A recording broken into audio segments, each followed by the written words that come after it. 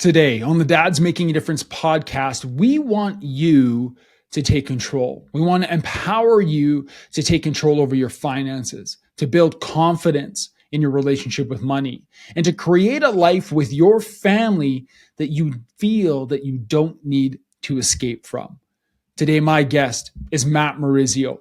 Matt is the founder of Reconstructing Wealth. But before that, Matt chased his dream to play Major League Baseball. He ended up playing minor leagues for 5 years for the Kansas City Royals, but then he was fired. Well, he'll say he was released and that dream stopped and he didn't know where to go. So he joined the private sector, and from there, he understood that he was called to do more. And now he is on a mission to transform people's relationship with money, from scarcity to abundance, from confusion to clarity. But Matt's story is one of his own.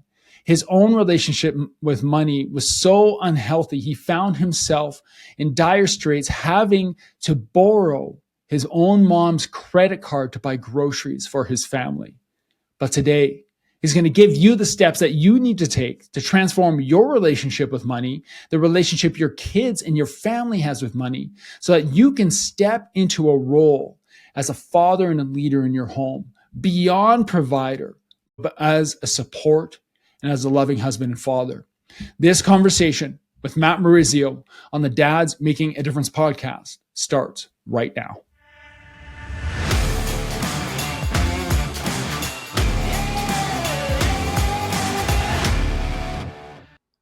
Matt, welcome to the Dad's Making a Difference podcast, brother. Great to see you today. Man, it's so good to see you. It's an honor to be on it, really. I love what you're doing. I'm thrilled to be part of it. I'm glad you're here because of the conversation that we're going to have today, I think is a timely one for a lot of guys. And I say timely because in our community, this is a topic that often is coming up. It's this idea of money mindset, my relationship with money, the stress that dads feel, and the stress that a dad feels being put into this position where he has this label of provider on him and what that means to him. And this comes up in our conversations, and guys are struggling with it. It's a weight they feel. Sometimes I would hate to say it's a burden that they feel. But I love your take on this. We had a pre-call before this, and I just love what you had to say about guys and their relationship with money, and then how that then impacts their ability to show up as dads. So I'm excited for this conversation, but why don't we start, Matt, just with that, just diving in to the importance of developing a really healthy money mindset and where your passion for this came from. The passion came from me, case study number one. I mean, from the transition that I personally experienced and realizing that, like, going from this fear-based, worried, anxious disposition toward money to one of freedom and clarity and feeling like money's tied to calling, money's tied to purpose. And I understand now how the game works. And having that experience myself, that's where the passion came from, because I'm like, if I've experienced this myself and I see the changes in my life, like the spillover effect, like you said, with my wife, with my children, all of the things, then I want to do that for other people. And I happen to just be in a role as the founder of a wealth management firm that I get that front row seat, and I get the opportunity and the honor to have that role in people's lives. So I don't say it lightly. I quite literally feel like I can be that person to help generational chains get broken in some family's life, so that future generations of that family, mine too. I mean, like I said, I'm case study number one. Future generations of Morizios aren't going to get upset about money, aren't going to worry about money, not worry in the sense like I don't care about it. I'm apathetic toward money, but instead not fear it like it's an unknown monster. You know, that they're going to understand how the game of money works. They're going to understand the value exchange that happens and how they get paid. And they're not going to worry and be fearful of it. That's my point. So that's where it came from. I don't know if that answers your question, but man, it comes from your space, which I love, and I love that it comes from your experience. But you use an expression, the game of money, or money as a game. And I think it's important for people to understand. And when you said that, it just triggered me to your background, because You grew up playing a game that you loved and then True. transitioned into this area of wealth management. But I think for context, people need to understand like where you came from and yeah, that game that you loved so much. Yeah, that is my language. So when I say the game of money, you're right. It's because that's my own language. That's my mindset. I played minor league baseball with the Royals for 5 years. So I did that many moons ago at this point. But that was goal number one as a 5 or 6 year old boy, and I really chased that goal quite literally for 20 years. I was released. Released is the baseball term of being fired. So I was fired, but I was released at 26. So 20 years later, and I actually never made it to the big leagues. So that goal of 20 plus years or chasing only to not actually see it through was like an incredible learning experience. Like you can run hard you can run hard for a very long time and still not necessarily achieve the ultimate goal. But I look back in the rear view of life there and say, man, I am a completely different person because of that journey. And you hear people say it's the journey, not the destination. But I'm living proof that had I made the big leagues, I don't know how much more my life would have transformed. Obviously financially you can make a bunch more money, but otherwise emotionally, my wiring, my mindset, I don't think the big leagues would have been the thing that actually like tipped the scales for me. I think I learned all that I needed to learn in that journey. So now when I speak of the game of money, it's just because that I'm an athlete at heart, and that's my wiring, and that's my mindset. I've always been somebody who zigs when people zag, and recognize that like to live an extraordinary life, by definition, I have to do extra or beyond ordinary. Like I have to do things that people aren't doing, aren't willing to do, and won't do, aren't willing to do or won't do, because that has always been just my, I don't know, my mindset from a 6 year old boy trying to chase this, like, this goal of making it to the big leagues, which is a, I don't know, point whatever % chance of actually making it. I want to touch on something that you just brought up. You just said doing the things that people aren't willing to do.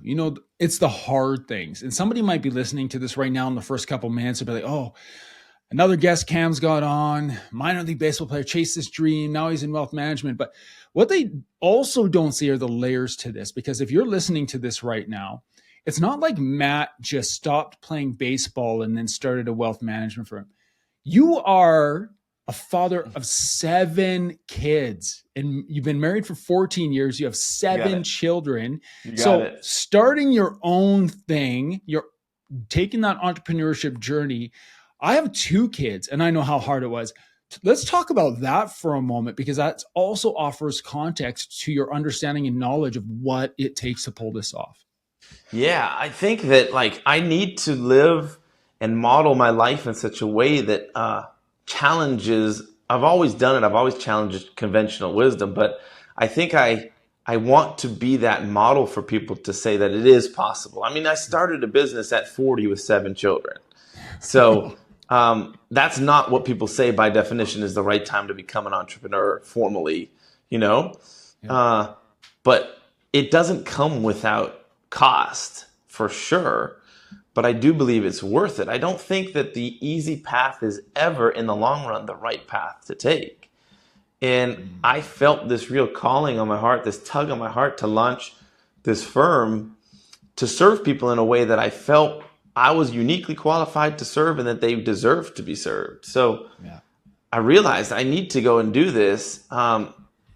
And I kind of burned the boats. This has always been my mentality. I did it for baseball. I do it for this. And when you have stakes that are as high as mine are, and I encourage people to set stakes really high, like you can't fail. I always live by that Babe Ruth quote that says it's hard to beat a man that refuses to quit. And that's kind of me. Like I won't lose. It might take me a while to win, but I'll figure it out eventually. So launched a business, 40 years old, 7 children, sole provider, always have been, and we've figured it out so far. Yeah. And so again, what a risk to take doing that. But I would say it's a calculated risk. You knew what you're passionate about. You knew who you were. You said to me, yeah, I'm not really one for following the mold. I don't really follow the path that everybody has set out for me. And there's a lot of guys, and I'm going to be vulnerable here too, because after our first call, I'm like, I got to ask Matt some questions. You know, you Mm, mentioned something about the easiest path to take is not always the best path. And I think right now, for many of us, myself included, who work full time, are in a profession, are in a role, and feel that responsibility of providing for my family, and it's like, I can't take the risk because I have this responsibility. I can't take the risk because I'm the provider. I can't leave this thing and burn the boats or burn the ships and just go all in on my thing. But you say do it because your family's not getting the best version of you if you're miserable, right? mm, you got it. You got it. And it does come with a layer of calculation for sure. Like, I could eat ramen noodles and sleep on the floor of anything if it's just me, Right. because that's just me. Yeah. When it's other lives at stake that need to be fed and live, yes, obviously the stakes are higher and the risk I take is less. But I think people's threshold for what they would classify as risk, I think they need to elevate that threshold, to be quite honest with you. Where, like, I've seen it too much, where my previous career, I was in staffing, finance staffing for a firm called Kforce. And I saw very often people would come to us, really well qualified, exceptional workers, they finance professionals. They'd come to us and say, "Hey, look, my company was just bought, or we're going through a downsizing, or there's a merger happening." And at the end of the day, whatever their situation was, they got squeezed out. Mm. No fault of their own. They were doing what they were supposed to do. They just happened to get squeezed out of a job. And I saw that over and over and over. And I believe, like, when I look at that and I know my wiring and I know where I want to go, I believe that the risk actually came from depending on somebody else to employ me. To Mm. say, like, my future's in your hands, and it may or may not be up to me whether or not I can continue working here, but I'm just going to do my best and hope that I continue to work here or get a new job somewhere. And hope is a terrible strategy, if you ask me. Yeah. And yeah, I knew it. I knew that, like, I was not cut out, was not made for corporate America to be there behind. It wasn't even behind a desk. I was out on the road meeting people. I just knew that I had this calling on my heart to go do something else. And you said it. If I didn't go and eventually pursue that dream, my kids weren't going to get the best version of me. My wife wasn't going to get the best version of me. And I think most importantly, I've got this idea. Now, my faith's pretty important to me. I'm not out here like preaching my faith, but I have this idea of, like, when I die and I go and meet God, this is not biblical. I just have this image, is like, imagine he holds up a mirror to me and the reflection is somebody, or the reflection is the person he created. Mm. And if I don't recognize that person, that's like the biggest, I think, tragedy of life. You know, if I don't see that person in the mirror. So my goal is to look in that mirror figuratively and see myself. You know, like, I want to have fulfilled everything I was put on this earth to do. So that's the ultimate goal. And I think part of it for me was, like, if I didn't jump into this entrepreneurial journey, my kids would have gotten like a 60% version of me. Yeah. You mentioned a tolerable risk, you know, being calculated and understanding that. And so I want to take that and circle back to the idea of money mindset and how much of, when you come back to identifying what that risk is and you're making that decision of, do I step out? Do I do this new thing? How much of that hesitation comes back to the existing relationship with money that we have and our reliance, like you said, on someone else to provide for us? Shoo. I think that's a really good question. I think a lot of it does stem from our fear around finances. This this is not the same, but I think it's in the same vein.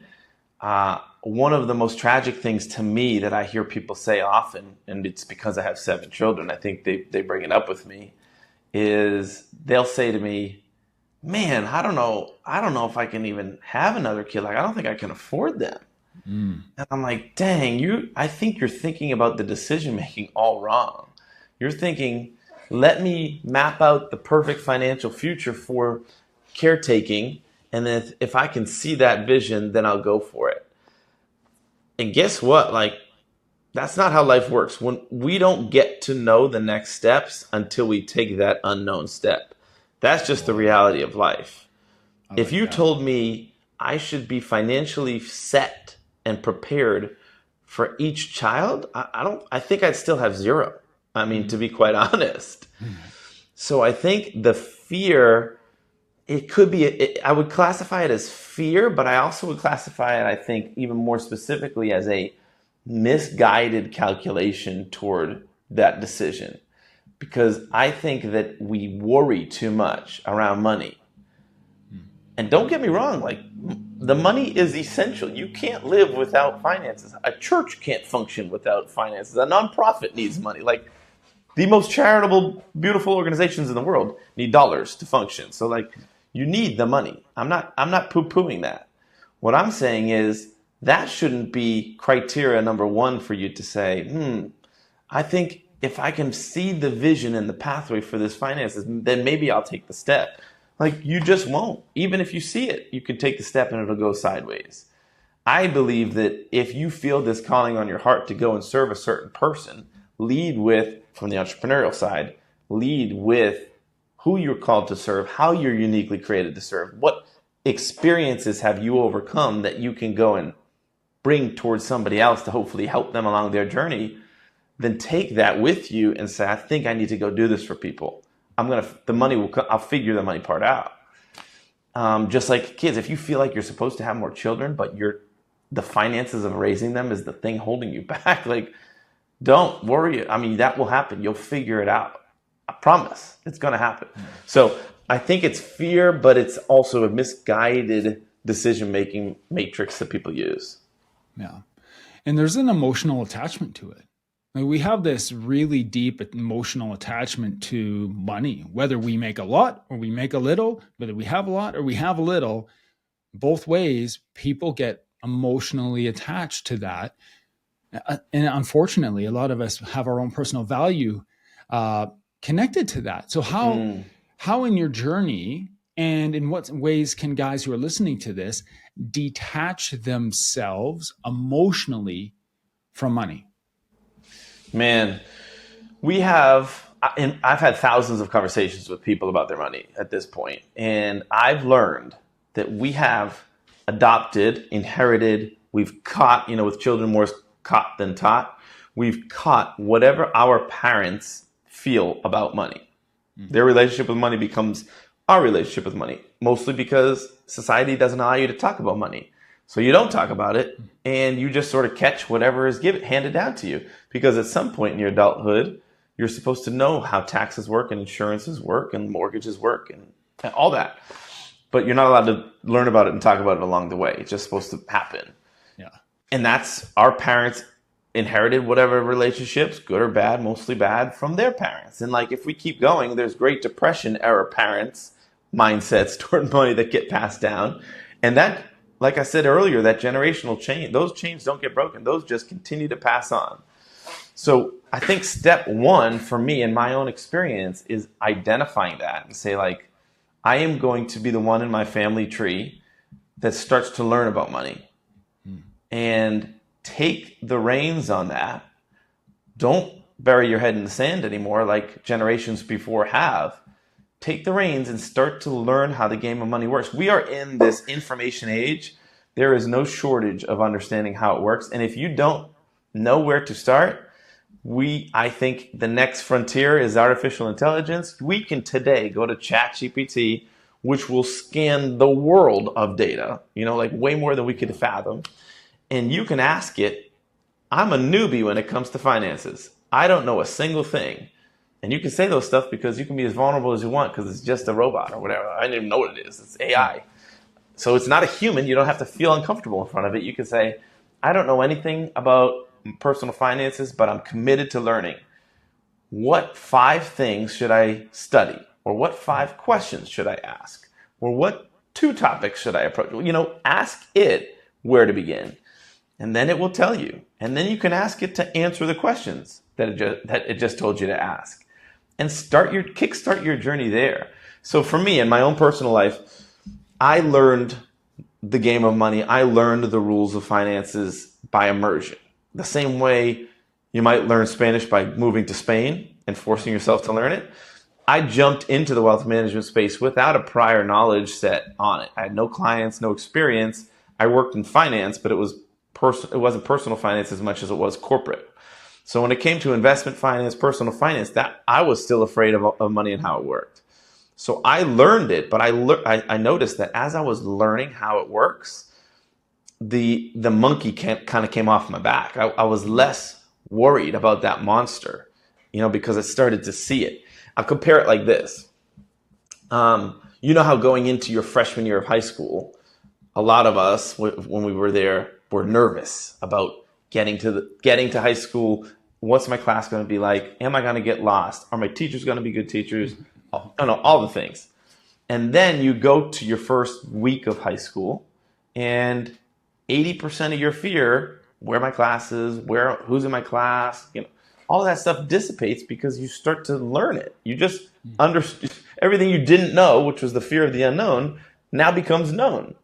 Well, financially speaking, most people walk around their entire adult life as that incoming freshman, where they just don't ever take the time to learn finances. So they stay end of summer, 8th grade, going into 9th, and never choose to learn about it. So it always remains this big, fearful worry.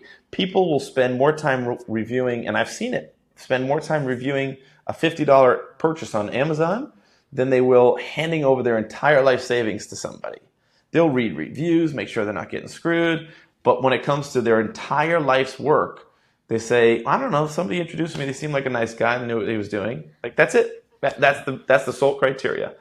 So that, for me, learning how it works is number 1, and 1A and 1B. They're both kind of number 1, but this is the shortcut. I learned through firsthand experience that as I committed to a giving strategy, I call it a strategy, it was just a discipline, a giving discipline. As I gave money away, it lost its hold on me. I was fearful and worried about money. I really was. I'm not going to lie. And it wasn't until I said I'm going to start to give this away because I can't stand the anxiety I feel around money. I'm in a constant state of fear and worry.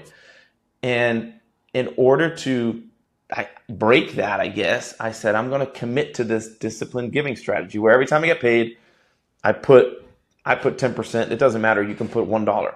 Put money into a separate bank account. So money hits my regular account. I wire it to that separate account. And that account, in our home, we call it a blessing account. Some people call it a generosity account, giving account. You call it whatever you want. It's just a separate account designated for use of other people's whenever you feel called to do whatever you want to do. And I learned that as I committed to giving it away, it lost its hold on me because psychologically, now I ran this through a couple different PhDs in psychology that I know. I said, hey, let me share my experience. Can you tell me if this is rooted in any science or anything? And they said, yeah, what you're saying makes sense because in psychology, you have these 2 root emotions, love and fear, and kind of the rest of the emotional tree stems off of those. And they will say that love and fear can't simultaneously coexist at the same time. You can have fear and have love separately, but not at the same time. Mm-hmm. So when I was hoarding my money, worrying, like gripping it tight, I was fearful of it. I was living in this scarcity, this worry, this fear-based emotion. Well, when I flipped that script and chose to then freely give, that's a love-based emotion, I couldn't also still fear it. And subconsciously, our brains sort of rewire. Mine did. It said, basically, my subconscious said, "Hey guys, like we don't have to worry about this anymore. Apparently, we're giving it away, so let's not stress about it." That's quite literally how it happened. Wow. And so I've learned that in order to receive more, give more, like that peace, that giving, that receiving, that comes to open hands. You can't give, you can't receive with closed fists. I mean, if you want to use that image, literally you can't. Like you have to open your hands at some point to take something or to give something. Yeah. So I love that. I'm living in the posture of more open hands than closed fists. So understanding money, learning about it.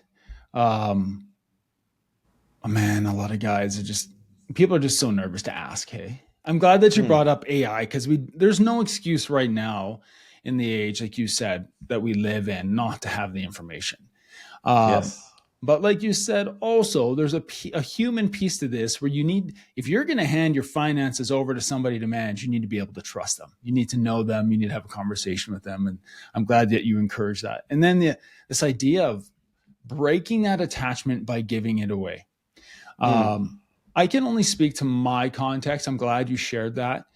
For our family, that was a turning point in our family. It was a Really? turning point for us to give and educate our kids even on this whole idea. We do like the jar system with them, right? They have gigs and they earn money at home, and then they have their give, which they do first out of what we give them. They give, Come on. they save, they invest, and then they have their spend. And so the way they do it, and you might frown upon, but they do their 10% for their give. I love that. The blessing jar. We're going to call it that instead of the give jar. We're going to call it Nice. the blessing jar.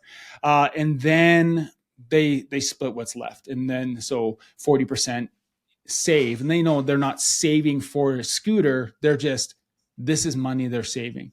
My 10-year-old son wants to buy Apple stock. And so like that's where we're at right now. And then the spend Amazing. is they can spend. So, but for Kim and I, my wife's name is Kim, by the way. Cool. We struggled financially for a long time. We really did. And a lot of the things that we were doing were decisions that we had to make because of the power that finance had in our life, the power that money had in our life and was dictating. And I remember, I don't know about you, but we go to church every Sunday. And so we go, and there was this offering at church called Over the Horizon. They were going to give it all away to these community organizations. And I just felt like we're new in this church. And I just looked at her and said, I'm going to give this amount. She's like, wow, but That's awesome. we have vacation coming up. And what about this? Because we had just been stressing for 3 months straight. And I said, babe, I think this is the right thing to do. And we did it. And we walked out of there, and there was this like wave of relief. And it wasn't like a pat on my back. I feel good about it.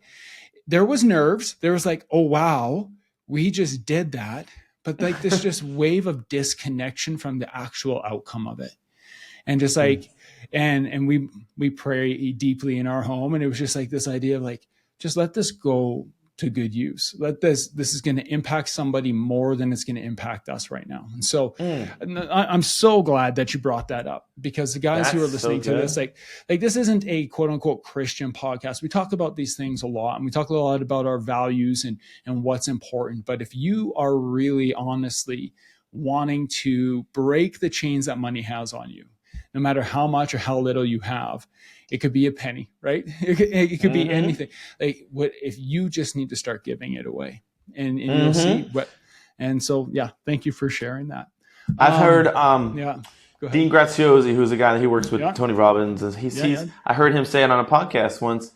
He said, somebody said, I've heard that money can't buy happiness, and he goes, to those people I say, well, you haven't given enough away yet, because it really does bring you joy. Right. But you said it right.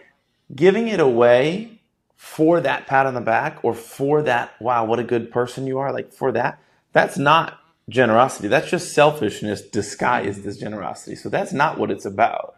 Right. And it's about literally like letting go of that thing that had its grips on you.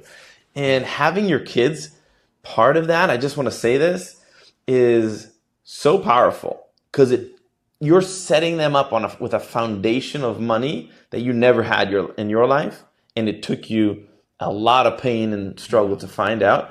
And I'm somebody telling the story not from the mountaintop in the rear view, like a lot of what you'll see online today is influencers and everything else. Everybody else that says the journey, the struggle, the valleys were worth it because now look at the private jet I own, or look at the whatever, like I sold my company.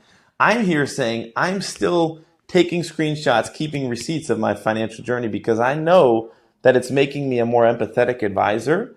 But I have all of the maxed out credit card screenshots and the negative bank balances, and it's years. I'm talking 7 years of these back and forth. There's peaks and valleys.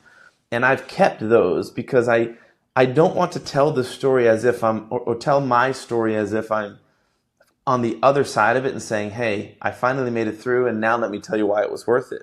I'm in the middle of it and I already know it's worth it. And I'm sharing my journey as I'm living it, and I think that's a really powerful position to come from. And with the kids, one more point on this, I think it's such an powerful thing. Because we have a separate bank account, it's like a separate color debit card and everything. So the kids know when that card comes out, it's like somebody's getting extra, somebody's getting blessed in some way, shape, or form. Well, we went to IHOP. It was a reward, which of all things, it was a reward for brushing teeth twice a day for a week straight, which is probably the worst reward for brushing your teeth. Also, not all my kids even did it. So go figure. I cannot figure out how to get them to brush their teeth twice a day regularly. Yeah. But this reward sort of worked. So anyway, we had IHOP, and then we were paying the bill, and they said, hey, Papa, they call me Papa. Hey, Papa, let's bless this waitress, because they had really good conversation with her. And I was like, all right, let's do it. Like, it's their idea. They're feeling this calling on their heart to give. So we took out the other card, the different color card, and we doubled the bill. Whatever the bill was, we gave that in the tip. And the point was like, do that and leave. You don't do that and sit and wait. Even though you sort of want to see the joy, that's not the reason we're doing it. So we were leaving. But of course, with a bunch of young kids, I think we had 4 of them at the time. I took 4. Of course, one had to go to the bathroom. And then if one had to go to the bathroom, the other ones, and everybody. So I'm standing outside the bathroom for like 10 minutes waiting for everybody. And of course, in that time, the waitress came over, got the bill, and I saw her reaction. And she found me because I'm standing in the corner trying to leave, but I couldn't leave. Yeah. But she found me and made like a beeline to me. And she was all teary. And my kids had basically all come out at this point because we're about to leave. And she came over and just hugged me and thanked me and told a story about how her wallet was just stolen a week prior. It was around Christmas. And she was really losing hope and didn't know how she was going to get gifts. And just the fact that we showed up and did that today for no real reason from her perspective, she felt like there was hope still, and it was going to be okay. This Christmas is going to work out. And I was like, I'm like getting emotional right now telling that story. I was floored because I didn't intend to be there. But the most powerful part was the conversation with my kids on the way back, because they learned like the love of money is the root of all evil. Money is not evil. Like, they learned firsthand the power of giving and the power the beneficial power of money if you use it appropriately. So they saw that, and forever they're changed as a result of that. Yeah, I love that. I love it because as a dad, that's the type of messaging that you want to share. And sometimes words, don't do justice. Like, your kids need to see something in action. They need to see it in practice in order for them to really get it. Like you said, caught, not taught. Like, I could sit down with my 2 kids and teach them about money, or I can just show them how to responsibly have interactions with it. No, I love that. I want to dive. I know that I told you we were going to go this length of time, but if you have a little bit more time, I want to go somewhere else with the conversation. Sure. Yeah, let's do it. Because on our pre-call, we got into a little bit of a chat of, okay, here's the relationship we can have with money. Here's how we break the relationship with money and have a healthier relationship and model it for our kids. But for the dads right now who are feeling that weight of being the provider, who are stuck in something that they're not passionate about, something that it's the grind, right? Mm. It's the, you said it, living for the weekend, right? You live for Friday evening and then Sunday night. I think you call it the Sunday scaries.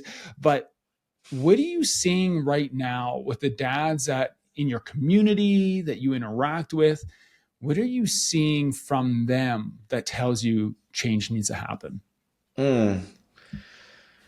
Well, this might be a little bit of a tough love approach, but what I'm seeing with dads who feel stuck, like they can't get ahead and they can't figure out what their next step is, I'm seeing that they're letting fear run their life.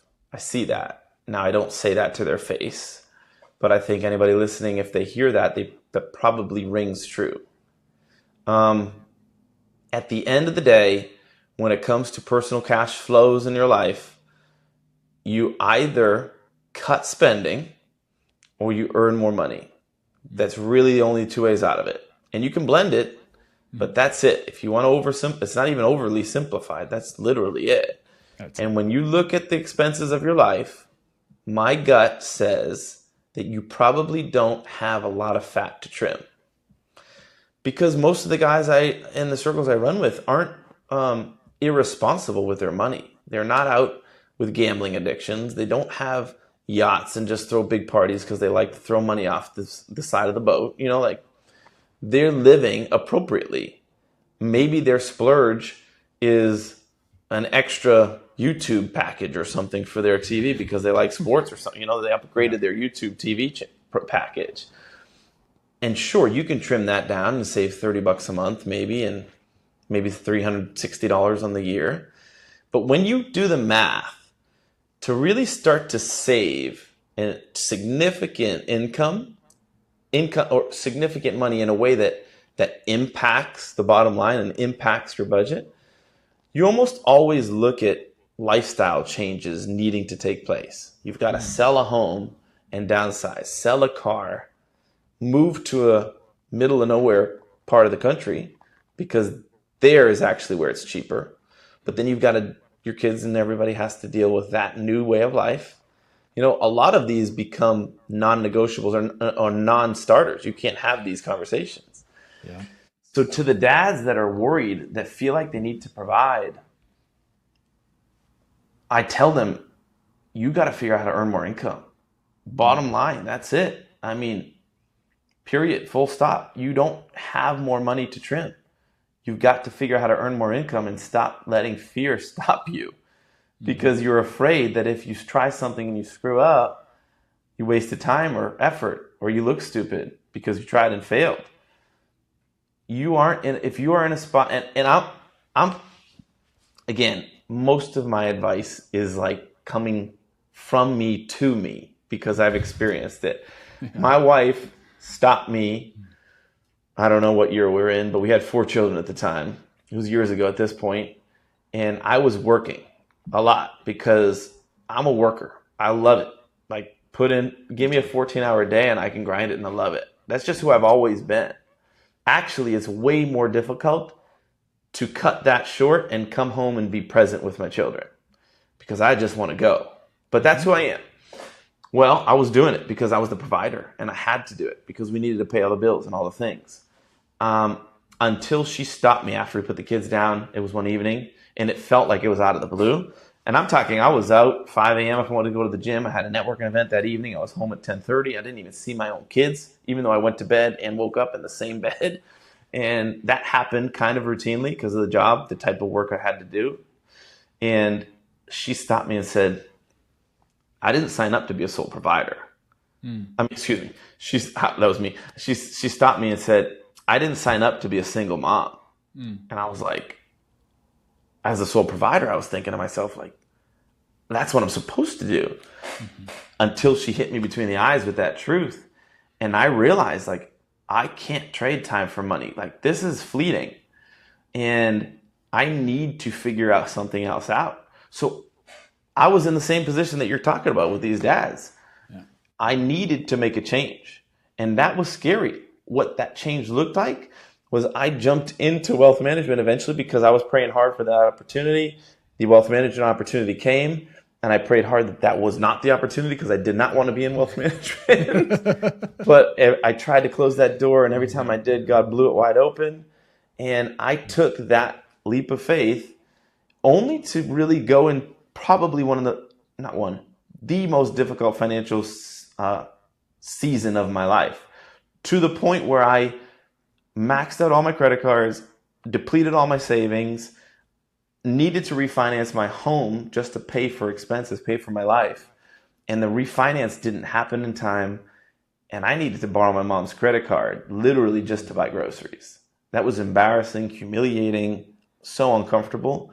But it was the necessary change that I needed to make, because the path I was on of that work all day, provide for the family because it's the right thing to do, was going to ruin my marriage, and it was going to ruin my relationship with my kids. I needed to make a change. And in the career I'm in, there's the ceiling for income is higher. So I needed to earn more income.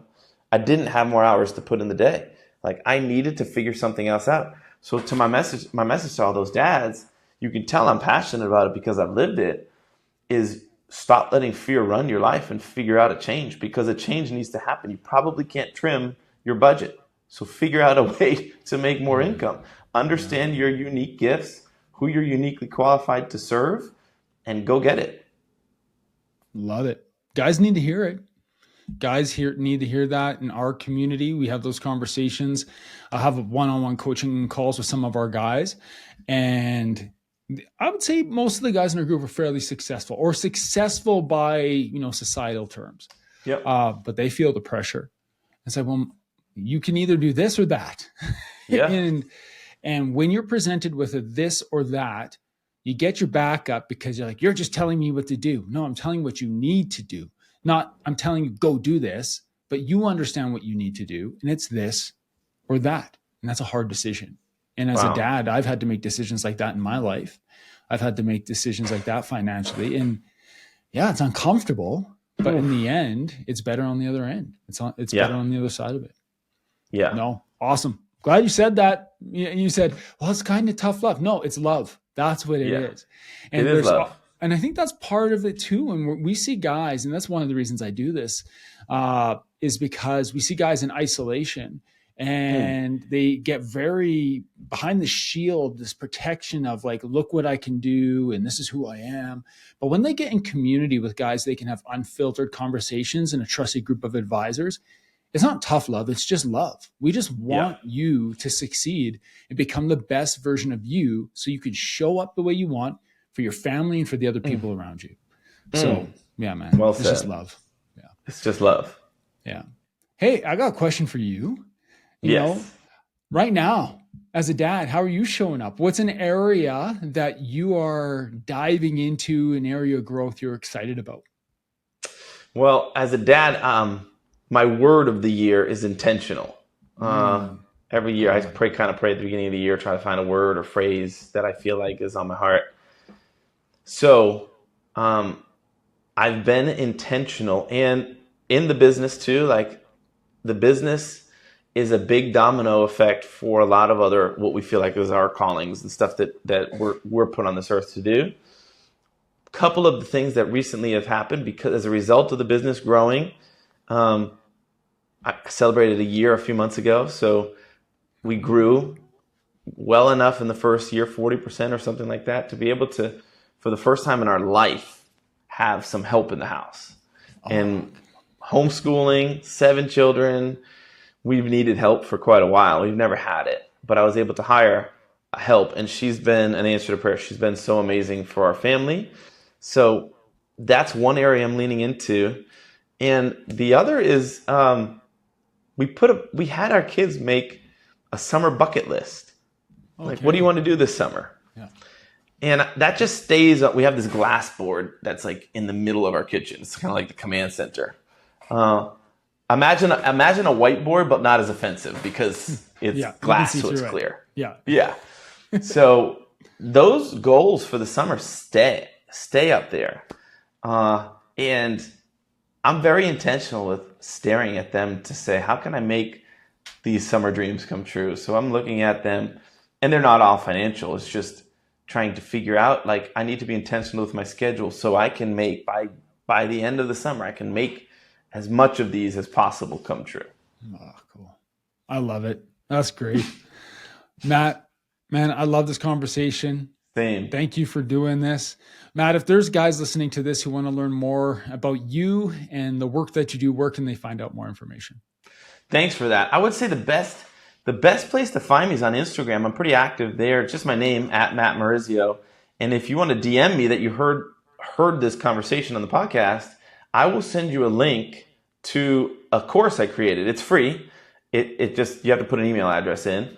But I think it's a 3-video course, maybe 6 to 8 minutes per video. So it's not a really heavy lift, but it goes into a lot of the detail of what we talked about. There's some like real blocking and tackling around personal finances, plus some high level thinking stuff around finances. But I think if you're looking for a primer, that's a great start. That's a good place to go, where you don't have to ask anybody a question, and it's a real person talking about his own experiences, who is licensed and who has had thousands of conversations with people about their money. And you can check out my website if you want to see the business, is reconstructingwealth.com. And yeah, those are the best 2 places online to find me. Excellent. We'll make sure that Matt's contact information is all in the show notes. Matt, I hope you have a fantastic rest of your summer. I hope you're able to knock off as many of those items on that glass board as possible. But I appreciate you, and I appreciate you taking time away from your family to spend with us today. Man, me too, Cam. Thanks for this. And man, I just honor the work you're doing for dads. It's so needed. We don't talk. Men don't talk enough. So it's a real honor to be in this seat, to be able to hopefully serve them. Thank you.